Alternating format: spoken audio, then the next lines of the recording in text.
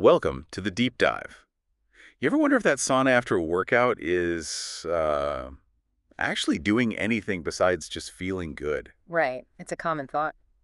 Well, today we're diving into a systematic review that's like a study of studies looking at exactly that, hmm the health effects of regular dry sauna use.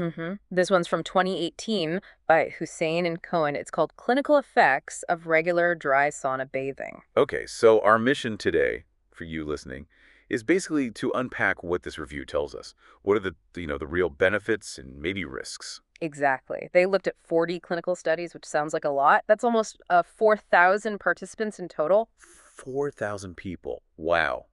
But there's a caveat, right? Yeah, a bit of one. While 40 studies is a good number, you got to remember only 13 were the really high quality ones, randomized controlled trial. The gold standard. And a lot of these studies were kind of small, like fewer than 40 people sometimes. So good to keep that context in mind. Definitely. So with that said, what was the main sort of headline finding? Well, the big picture was pretty positive.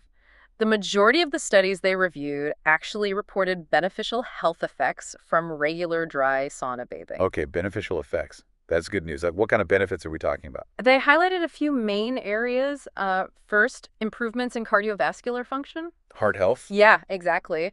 The idea is maybe the heat helps your blood vessels adapt in a good way over time. Interesting. Okay. What else? They also found reports of reduced pain across several studies Introduction. Okay. and enhanced physical performance. Now, the review itself didn't give super specific examples for these, Right. but you could imagine maybe the heat relaxes muscles, helps with pain, and maybe better circulation boosts performance. It's plausible. Makes sense. So mostly positive then. Were there any downsides? Any red flags? That's the interesting part. Very few reported adverse effects. Actually, only one study flagged a negative outcome. Just one out of 40. Yep. And it was a really small study, too, only 10 guys. Okay, so what did that one study find? It found disrupted male spermatogenesis, so impacting sperm production. Oh, okay. That sounds significant. It does, but here's the really crucial bit. The effect was reversible. Ah, reversible. So it went back to normal.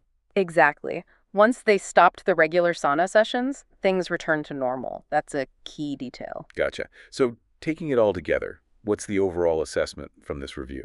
The authors basically concluded that, based on the evidence they looked at, regular dry sauna use seems to come with various health benefits Uh-huh. and generally has a low risk of negative side effects. Seems promising. Yeah. But I remember you mentioned the study quality earlier. Did the review authors say we need more research? Oh, absolutely. They really stress that we need more rigorous studies. Like bigger groups? Bigger groups, yeah, and more of those randomized controlled trials. That would help confirm these findings and, make sure they apply more broadly. Right, so we can be more confident. Precisely.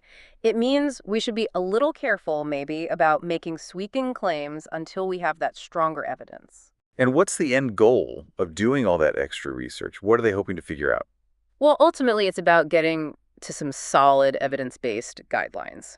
Like how often, how long to stay in? Exactly. If we really understand the impacts, the good and the potential bad, we can give much better advice on how people can safely and effectively use saunas as part of a wellness routine. Okay.